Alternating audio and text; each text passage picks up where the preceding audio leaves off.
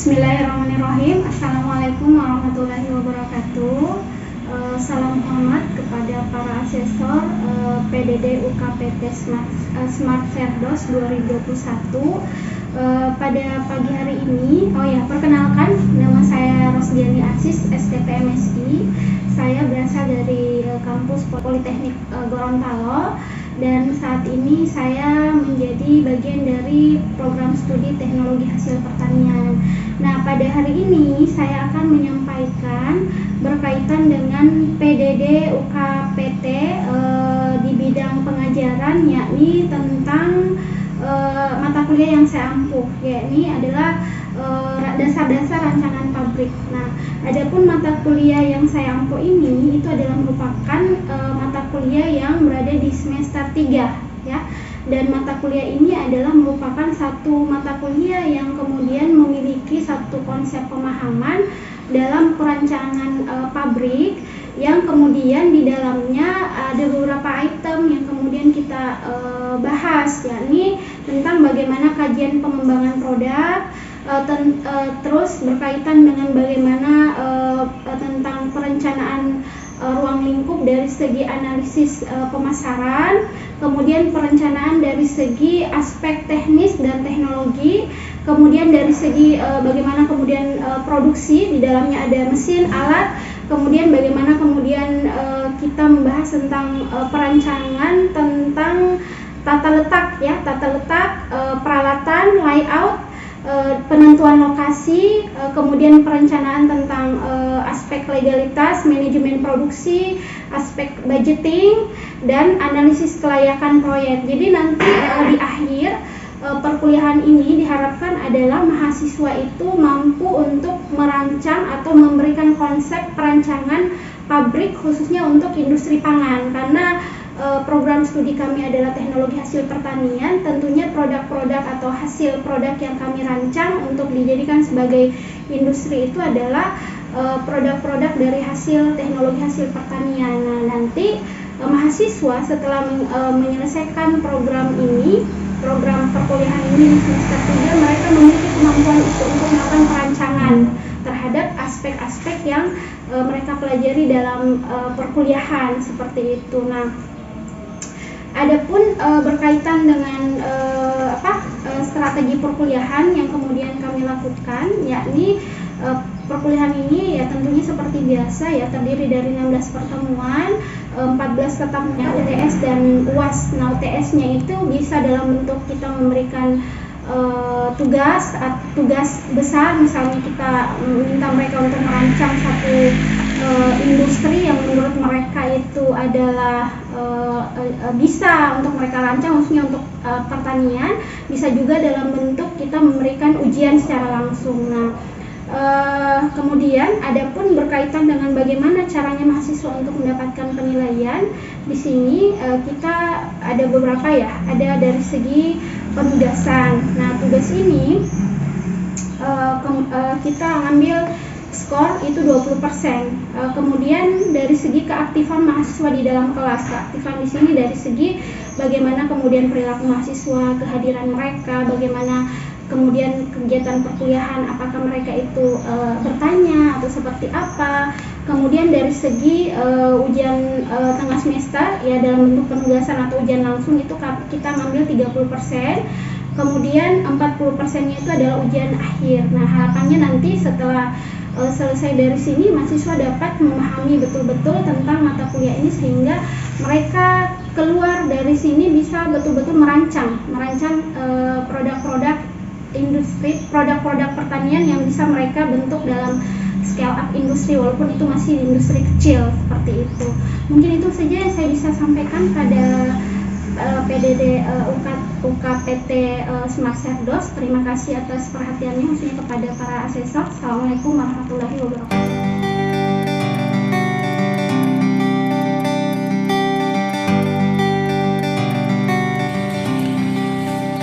Assalamualaikum. Oke. Bagaimana, sudah siap untuk kita melanjutkan perkuliahan kita pada pagi hari ini? Nah, sebagaimana saya sudah sampaikan ya,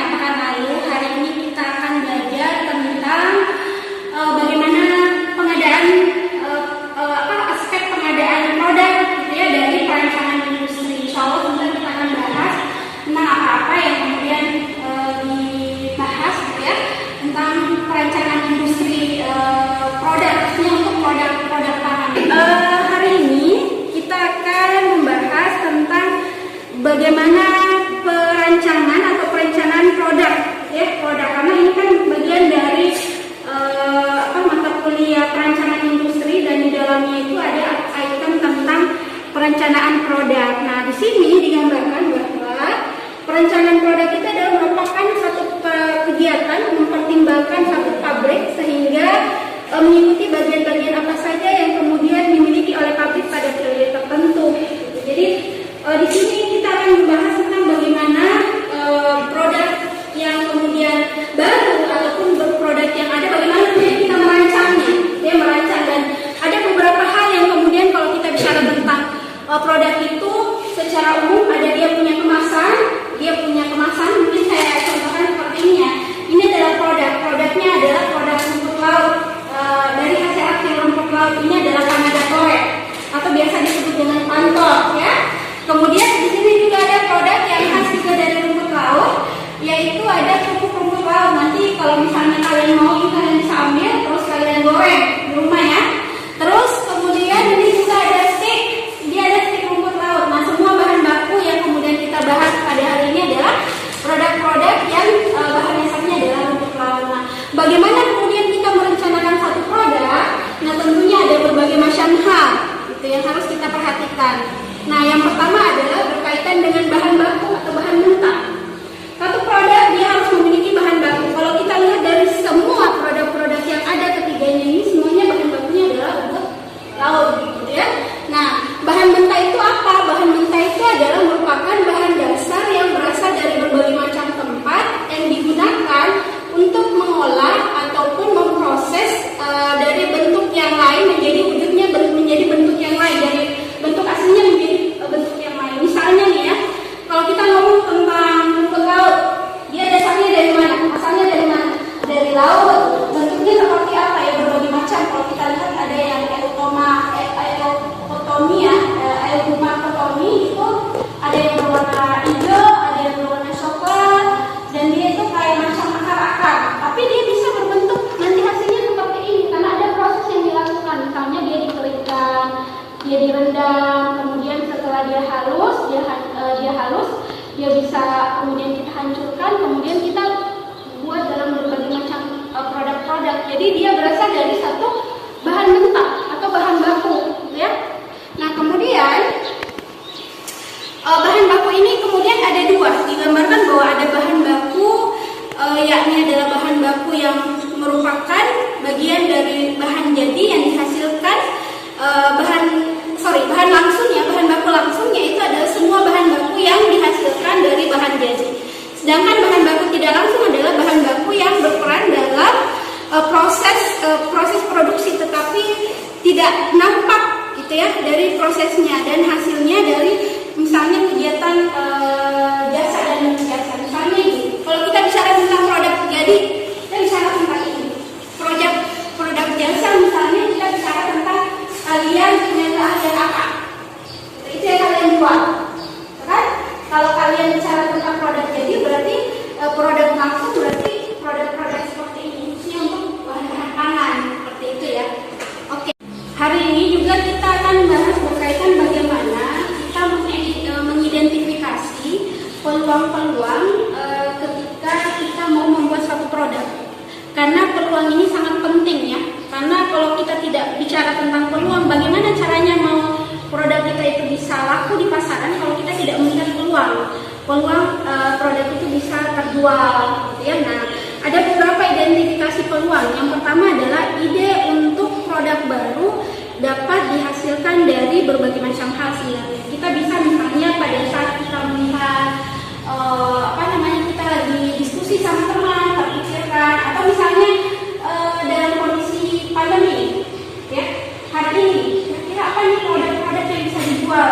Karena hari ini orang lebih banyak di rumah, akhirnya terpikir untuk membuat produk-produk olahan misalnya pangan nih, makanan ya. Orang tinggal di rumah saja, kita tinggal kirim kemana-mana. Dan itu saya lihat juga dari segi data ya, ternyata produk-produk olahan rumahan yang saat ini di era pandemi itu sangat-sangat banyak yang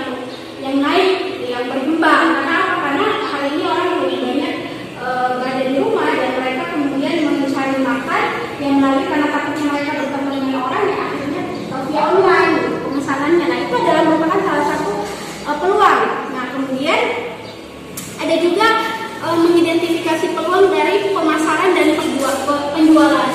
Nah, biasanya nih ketika kita berinteraksi dengan orang, kita melihat bahwa ternyata produk semacam yang sama, misalnya produk ini nih, itu laku, gitu, di mana. Dan ini juga kita berpikir, tapi kita lebih baik membuat satu inovasi yang lain, yang berbeda dibanding produk-produk yang sudah ada. Karena ketika kita membuat satu rancangan produk baru, itu kemudian harus lebih menyempurnakan dari produk-produk yang sebelumnya. Karena kalau tetap sama, ya orang masih kalau sudah hati pada produk yang sama itu agak susah, apalagi rasanya enak, kan?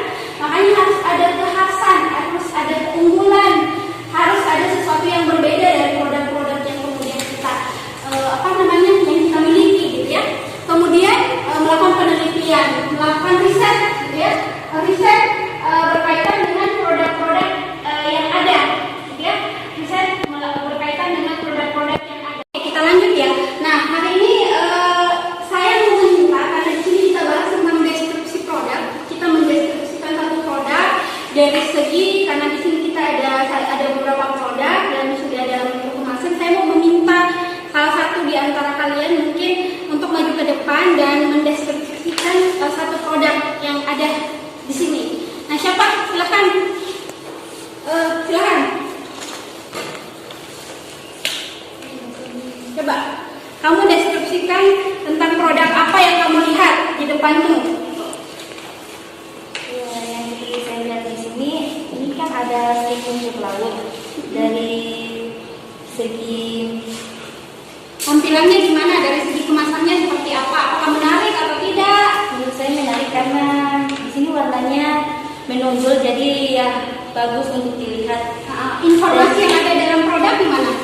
Informasinya juga lengkap. Di sini ada komposisinya, ada label halal juga, ada label halalnya, ada expirednya, ada berat bersihnya, jadi bisa. Oke, terima kasih ya.